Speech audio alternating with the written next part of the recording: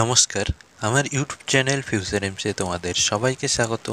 দেখো, আবারও আশা কর্মীদের দিয়ে নতুন একটি কাজ করাতে চলছে রাজ্য সরকার। সেই কাজটি কি রয়েছে পুরো ডিটেলসে দেখব। তো আপনারা চ্যানেলে নতুন হয়ে থাকলে অবশ্যই চ্যানেলকে সাবস্ক্রাইব করে দেবেন এবং এই ভিডিওটিকে লাইক করতে ভুলবেন না। তো দেখো, রেগুলার কর্মসূচির সাথে আশা দিদিমণিদের দিয়ে বাড়িতে বাড়িতে সানি স্ক্রিনিং করা। দেখো, এখানে 2023-24 আর্থিক বছরের শেষেও আমরা এখনও সানি অপারেশনের অ্যাকচুয়াল টার্গেট থেকে অনেক পিছিয়ে আছি। এই অবস্থায় যে সমস্ত রেগুলার কর্মসূচির সাথে আশা দিদিমণিদের দিয়ে বাড়িতে বাড়িতে সানি স্ক্রিনিংয়ের কাজ করা শুরু করা হবে। এর জন্য আশা দিদিমণিরা বাড়ি বাড়ি ভিজিট করবেন, স্ক্রিনিং করবেন এবং রেকর্ড রাখবেন। স্ক্রিনিং করার জন্য প্রয়োজন 1 ই-চার্ট এবং 2 একটি 6 মিটার লম্বা রশি। তো ই-চার্টটি কীরকম দেখে নেব। তো এই দেখো ই-চার্ট, এখানে 4টা ই চারদিকে লেখা থাকবে।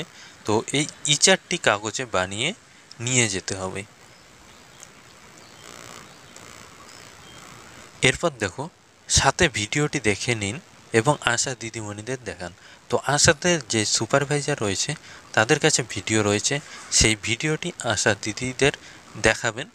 স্ক্রিনিং করার সময় চোখে জল পড়া, চোখ লাল হওয়া, চোখে ই-চার্ট ভালো পড়তে না পারা এবং চোখে সাদা স্পট এগুলো থাকলে আশা দিদিগণ তাদের নাম, ঠিকানা, ফোন নম্বর এবং অসুবিধা লিখে রাখবেন এবং ব্লকে জানাবেন।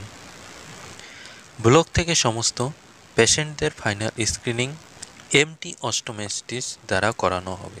ফাইনাল স্ক্রিনিংয়ে ছানি ধরা পড়লে তাড়াতাড়ি অপারেশন করানো হবে। আশা প্রি স্ক্রিনিং টুলে কোনো খরচ নেই।